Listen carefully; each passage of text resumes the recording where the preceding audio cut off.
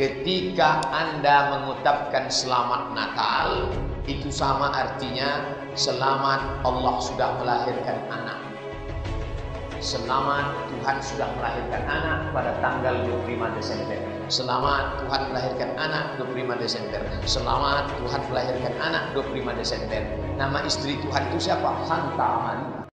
Salam damai sejahtera bagi kita semua, berjumpa kembali dengan saya di dalam kasih anugerahnya. Terima kasih bagi teman-teman yang senantiasa setia mendukung dan memberi support dalam perkembangan channel ini. Kiranya saudara dan saya sehat-sehat selalu. Amin. Pada kesempatan kali ini kita akan melihat seorang ustadz yang memfitnah sesembahan umat Kristiani. Bukan hanya ia memfitnah sesembahan umat Kristiani, ia mengutak-atik hari-hari besar agama umat Kristiani.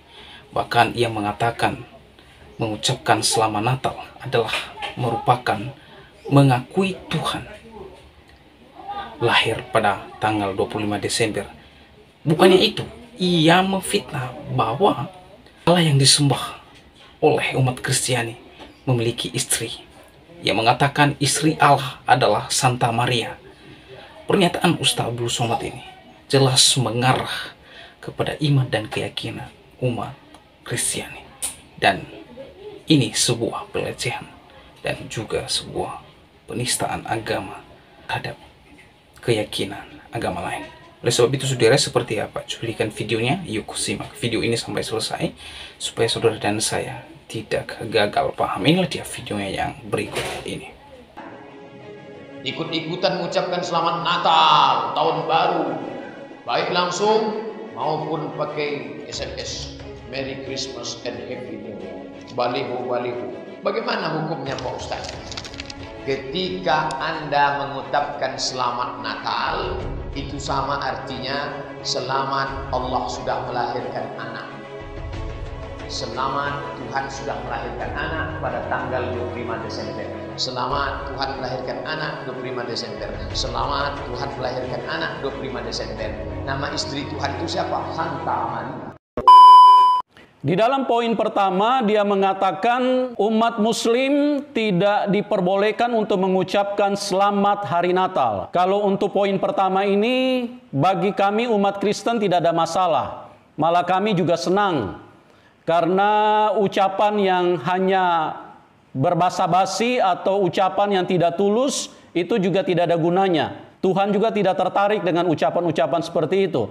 Dan kami umat Kristen pun juga tidak suka dengan yang namanya berbau kepura-puraan. Jadi kalau misalnya umat muslim tidak mau mengucapkan selamat hari Natal, bagi kami juga sangat senang sekali gitu loh.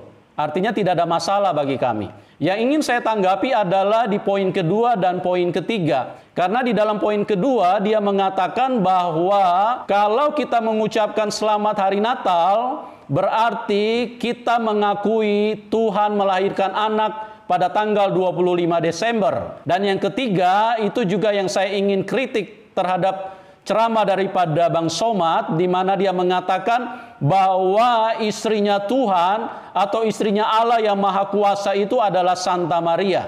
Ini adalah dalil yang sangat rendah atau pemikiran yang sangat bodoh. Saya perlu tegaskan bahwa Allahnya Israel dengan Allahnya Arab itu berbeda. Tuhannya Kristen dengan Tuhannya Islam itu berbeda. Allahnya Israel adalah Allahnya kekristenan.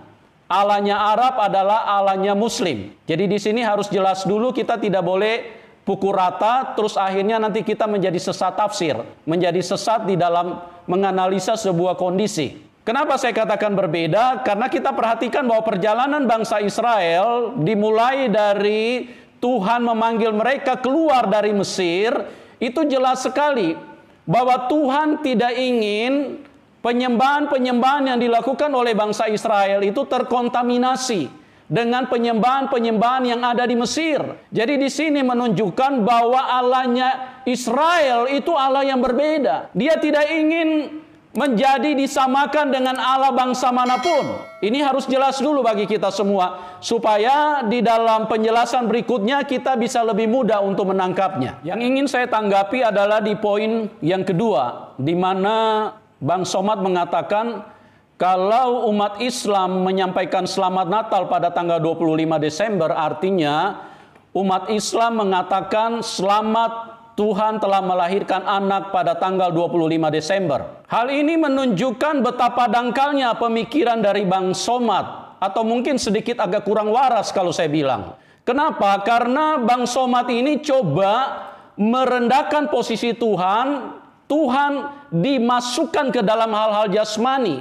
Seolah-olah kalau Tuhan dikatakan anak Tuhan, berarti Tuhan itu beranak, keluar dari rahim. Ini kan pemikiran yang sangat-sangat perlu di-upgrade lah kalau saya bilang. Ya, jangan pikiran yang bodoh-bodoh seperti ini dibawa terus sampai ke zaman yang begitu maju, teknologi yang begitu luar biasa. Kalau dikatakan anak Tuhan seolah-olah ada yang melahirkan di situ.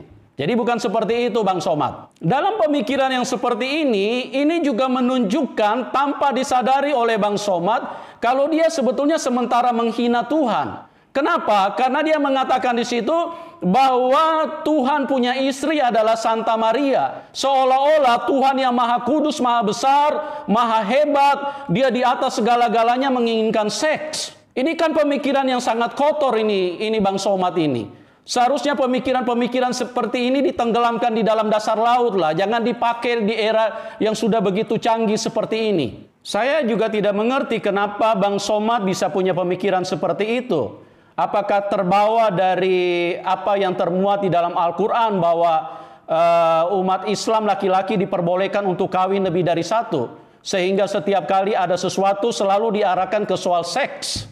Saya tidak mengerti kalau pemikirannya seperti itu. Tapi kalau memang pemikiran seperti itu kita bisa maklum lah. Karena segala sesuatu didasari dengan seksual. Tetapi saya ingin katakan kekristenan itu sangat beda. Beda langit dengan bumi dengan Islam. Karena ingat baik-baik Bang Somad, saya perlu jelaskan sedikit supaya Anda bisa mengerti tentang kekristenan. Kekristenan itu dengan Tuhan yang sama, dengan Allah yang sama, dengan Yahweh yang sama, itu mengajarkan kepada umatnya hanya memperbolehkan punya pasangan satu. Tidak boleh lebih dari itu. Nah, bagaimana Tuhan yang begitu maha kudus, maha adil, maha sempurna? Kenapa dia mengatakan hanya boleh punya istri satu? Karena manusia ini sangat dikasihi oleh Tuhan. Dia tidak menginginkan ada pertikaian di dalam keluarga. Makanya karena kemampuan manusia begitu terbatas, sehingga Tuhan yang maha kudus yang disembah oleh orang Kristen menyatakan bahwa kita hanya boleh punya istri satu. Karena kita tidak mungkin bisa, di dalam pemahaman kekristenan Bang Somad, kita itu tidak mungkin bisa adil. Ya, kalau kita punya istri dua, pasti kita lebih banyak tidur di rumah istri muda. Itu sudah pasti. Omong kosong kalau kita bilang kita bisa adil. Itulah Tuhan yang kami sembah, Tuhan yang mengajarkan kebenaran untuk tidak mengarahkan kami ke hal-hal seks. Bahkan kalau perlu Tuhan Yesus mengajarkan kepada kami, kalau perlu tidak kawin, ikut seperti dia. Inilah Tuhan yang benar. Supaya Bang Somad agak sedikit cerah pikirannya, makanya saya perlu sampaikan ini. Itu adalah sebuah penghinaan yang sangat besar kepada umat Kristen dengan mengatakan bahwa istri Tuhan itu adalah Santa Maria. Cuma kami memang sudah diajarkan, ditanamkan kasih oleh Tuhan, sehingga kami selalu tidak mempermasalahkan hal-hal seperti itu. Tetapi kami perlu luruskan, kami perlu beri tanggapan terhadap apa yang disampaikan oleh Bang Somad. Saya juga ingin memberi masukan kepada Bang Somad supaya boleh pelajari sejarah. Boleh cek dari abad pertama sampai abad ke-21. Sebelum Tuhan Yesus lahir ke dalam dunia, boleh dicek. Apakah Tuhan pernah menginginkan yang namanya seks? Apa Tuhan pernah menginginkan punya istri? Nah, ini Bang Somad cobalah pikirannya sedikit agak di-upgrade lah, ya. Jadi jangan kalau berceramah itu dengan pikiran yang penuh dengan penghinaan, asal ngocor aja dari dalam mulut, apa yang mau diomongin, apa yang mau disampaikan asal keluar saja. Ini adalah sebuah bicara sebuah kebodohan yang Anda tidak sadari, Bang Somad. Untuk meningkatkan kepintaran kita, saya juga memberi saran kepada Bang Somad untuk mempelajari ilmu bahasa. Karena di dalam ilmu bahasa ada penyampaian-penyampaian yang tersirat. Salah satu contoh anak kunci. Kalau dikatakan anak kunci, tentu Anda tidak bisa bertanya mana mama kuncinya, mana bapak kuncinya, kapan melakukan seksnya, kapan melahirkannya. Ya, mungkin ini supaya membuat Bang Somad sedikit lebih cerah lagi, ya. Jadi pelajarilah bahasa itu supaya di dalam berceramah lebih kaya di dalam ilmu-ilmu, supaya menyampaikan itu tidak lari miring, Bang Somad. Kenapa Tuhan Yesus disebut anak Tuhan? Karena dia menjadi manusia. Mungkin Anda bertanya lagi, Bang Somad, kenapa dia harus menjadi manusia? Ini kan proses penebusan. Manusia ini kan tidak ada yang bisa sampai ke surga, karena manusia ini kan semua berdosa. Manusia ini semua najis. Dari kecil sudah pandai berbohong. Mana mungkin manusia bisa berdiri di dalam kekudusan Tuhan? Makanya dosa manusia harus ditebus. Dosa manusia harus dihapus. Itu sebabnya Tuhan yang Maha Baik, dia turun ke dalam dunia untuk memberikan jalan kepada kita supaya yang menjadi impian manusia semua bisa tercapai, kita bisa pulang ke surga. Nah, di dalam kapasitas dia menjadi manusia, tentu dia harus disebut sebagai anak Tuhan. Kenapa dia disebut anak Tuhan? Karena dia terlahir sebagai manusia. Kealahannya sudah ditinggalkan di surga. Kebesarannya, kemuliaannya, tahtanya semua ditinggalkan di surga. Nah, kalau dia terlahir menjadi manusia, dia harus disebut anak Tuhan. Kenapa disebut anak Tuhan? Karena sifat ilahi itu memenuhi kehidupan dari Tuhan Yesus. Di dalam pengajarannya, coba perhatikan baik-baik, Bang Somad. Tidak ada manusia yang seperti dia. Dia mengatakan, kasihilah musuhmu. Anda mau cari temukan di mana manusia seperti ini? Anda boleh cek di seluruh bawah kolong langit ini. Kalau Anda bisa dapatkan selain daripada Tuhan Yesus, saya kasih hadiah sama Anda, Bang Somad. Tidak ada manusia yang bisa mengajarkan seperti itu. Makanya di dalam diri dari Tuhan Yesus, seluruh sifat Allah, sifat Yahweh yang maha besar, yang maha kudus itu diam di dalam dia. Karena dia hanya menjadi manusia untuk melakukan proses penebusan. Hal selanjutnya yang saya ingin sampaikan kepada Bang Somad. Kenapa Tuhan Yesus itu disebut anak Tuhan? Karena perhatikan baik-baik. Dari kejadiannya di dalam rahim wanita, dia tidak seperti manusia seluruhnya yang ada di dalam dunia. Karena benihnya jadi dari Roh Kudus. Kalau semua manusia yang lain yang ada di seluruh dunia, baik nabi besar seperti Musa, semua itu lahir melalui hubungan seks. Jadi ini pribadi yang berbeda. Dia adalah Tuhan itu sendiri. Yesus adalah Allah yang maha besar. Yesus adalah Allah yang maha kuasa. Kenapa? Dari kejadiannya tidak sama dengan manusia yang lain yang ada di seluruh dunia. Kalau umat muslim selalu menuduh bahwa Yesus itu adalah manusia biasa, di sini saya jelaskan kepada kita, itu adalah tuduhan yang sangat-sangat keliru. Tuduhan yang sangat tidak berdasar. Karena tidak mungkin dia berbeda dari kejadiannya, tidak sama dengan seluruh manusia.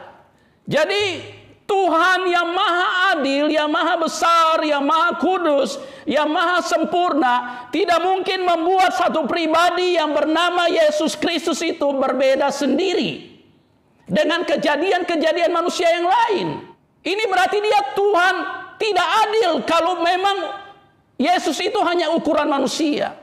Kalau Yesus itu hanya standar sebagai manusia yang kalian katakan selalu bahwa dia adalah utusan, dia tentunya kejadiannya harus sama juga dengan manusia yang lain. Tidak bisa berbeda. Karena kalau dia berbeda, berarti Allah itu tidak waras. Allah itu lagi sedang sedeng. Kalau menciptakan satu manusia berbeda sendiri. Ini kenapa dia berbeda sendiri? Karena dia bukan manusia. Dia Tuhan. Dia hanya mengambil rupa tubuh manusia untuk apa? Untuk melakukan proses penebusan. Tetapi sepenuhnya di dalam itu adalah Allah itu sendiri. Sebagai pembuktian yang kedua, kenapa dia disebut anak Tuhan? Karena coba ceklah di seluruh dunia, Bang Somad. Tidak ada satu manusia pun yang pernah keluar dari kuburan. Kecuali yang namanya Yesus Kristus. Siapa dia ini? Artinya dosa tidak bisa berkuasa. Dosa tidak bisa menang di dalam hidupnya. Dosa tidak bisa menyentuh dia. Makanya kuburan, kan dikatakan upah dosa itu adalah maut. Makanya kuburan itu tidak bisa tahan dia. Karena dia tidak berdosa. Nah, kalau dia tidak berdosa, siapa dia ini? Tidak ada satu manusia pun yang tidak berdosa, Bang Somad. Semua manusia jatuh di dalam dosa, mulai dari Adam nenek moyang kita. Itu sudah keok di Taman Eden, sudah berbuat dosa, sudah jatuh di dalam dosa. Tidak ada satu keturunannya pun yang pernah berani tampil yang bisa hidup di dalam kekudusan. Makanya kalau dia tidak berdosa, dia bisa keluar dari kuburan. Siapa dia ini, Bang Somad? Sekali lagi dia cuma pinjam tubuh manusia. Kenapa dia disebut anak Tuhan? Kembali lagi karena dia menjadi manusia. Makanya dia harus disebut anak Tuhan. Karena sifatnya itu seluruhnya adalah sifat Allah itu sendiri. Sama misalnya saya kasih contoh lagi. Kenapa disebut anak kucing?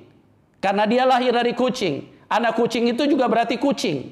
Kalau disebut anak Tuhan karena dia lahir jadi manusia, tetapi dia itu adalah Tuhan sendiri karena dia terlahir sebagai manusia, makanya dia disebut anak Tuhan. Dan yang terakhir yang ingin saya sampaikan kepada Bang Somad, supaya Bang Somad bisa punya pikiran yang cerah, bisa tidur enak, supaya bisa mempersiapkan ceramah-ceramah yang berikutnya dengan ceramah yang berkualitas. Jadi pikiran itu tidak menghina Tuhan, tidak memaksa Tuhan itu menjadi jasmani, karena mengatakan bahwa Tuhan kawin dengan Santa Maria.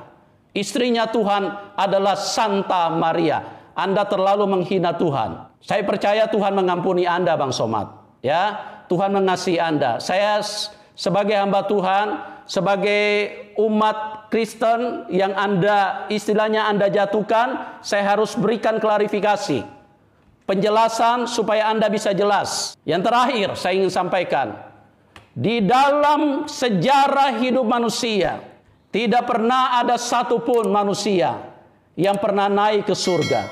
Hanya satu pribadi yang bernama Yesus Kristus. Kenapa dia bisa naik? Apakah Tuhan menciptakan satu manusia yang berbeda? Satu manusia yang spesial? Satu manusia yang khusus? Kembali lagi, kalau Tuhan menciptakan manusia yang khusus, yang spesial seperti itu, maka dia Tuhan yang tidak waras.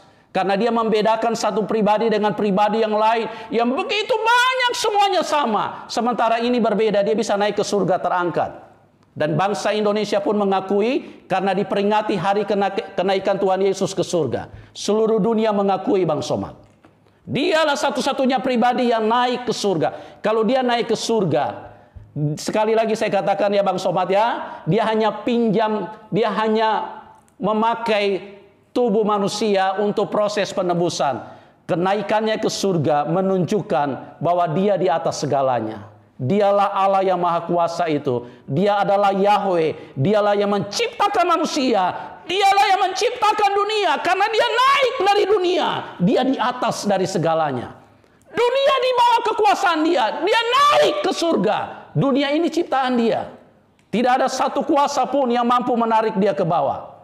Gravitasi bumi, gaya tarik setan tidak berlaku terhadap satu pribadi ini. Siapa dia? Dialah yang maha kuasa itu. Dia juga yang menciptakan Anda, Bang Somad. Cuma Anda tidak kenal dia. Mungkin ini yang saya bisa sampaikan. Kiranya menjadi berkat kalau Anda mau terima. Tapi kalau Anda tidak mau terima, yang penting bisa menjelaskan dan bisa menyangga semua keterangan Anda. Tuhan Yesus memberkati kita semua. Nah teman-teman, itulah dia fitnahan Ustadz Abdul Somad yang jelas menista sesembahan umat Kristiani, ya, yang mengatakan bahwa istri Allah adalah Santa Maria, dan selain itu ia juga mengobok-obok mengutak-atik hari besar agama umat Kristiani. Dia mengatakan mengucapkan selamat Natal kepada umat Kristiani, baik melalui WA, melalui SMS dan lain sebagainya, adalah anak Tuhan lahir pada tanggal 25 Desember. Nah teman-teman, dalam hal ini, bagian ini terkait dengan mengucapkan selamat hari Natal tidak jadi masalah bagi umat Kristen. Pak Ustadz Abdul Somad ucapkan atau tidak mempengaruhi iman kami, dan kami tidak membutuhkan pengakuan dan ucapan-ucapan konyol dan bohong dan palsu. Ya, dalam hal ini engkau tidak mengucapkan kepada kami selamat hari Natal dan ucapan-ucapan hari-hari besar lainnya, silahkan, itu tidak ada masalah. Tetapi ketika Anda mengatakan Allah sesembahan umat Kristiani, memiliki istri dan engkau menambahkan istri Allah adalah Santa Maria, jelas Anda dan Pak Ustadz Abdul Somad yang menista, merendahkan dan juga melecehkan sesembahan umat agama lain. Dan ini harus ada efek jerat, dan Anda adalah seorang penistaan keyakinan agama lain. Nah, di sini Ustadz Abdul Somad ia memfitnah bahwa Allah sesembahan umat Kristiani memiliki istri adalah Santa Maria. Ya. Pernyataan ini memang sungguh jelas dan sungguh-sungguh menista sesembahan umat agama lain. Bagi saya, apa yang dinyatakan, apa yang disampaikan oleh Ustadz Abdul Somad ini adalah sebuah penghinaan, penistaan agama, dan pelecehan kepada sesembahan umat Kristiani. Oleh sebab itu saudara, jelas apa yang disampaikan oleh Pendeta Yusuf Manubulu dan tanggapan-tanggapannya terkait dengan tuduhan Ustadz Abdul Somad ini sungguh sangat jelas dan menjawab serta mengcounter kebutuhan, tidak kemampuan Ustadz Abdul Somad mengerti kitab suci dan iman kekristenan. Oleh sebab itu saudara, saya tidak mengulasnya kembali. Di sini sudah jelas dan silakan menyaksikannya dengan baik. Dan teman-teman, bagaimana tanggapan dan pendapat saudara setelah menyaksikan videonya? Berharap teman-teman memberikan komentar yang baik, yang mengedukasi, yang bermanfaat, supaya komentar saudara, ide dan gagasan Anda memberkati banyak orang.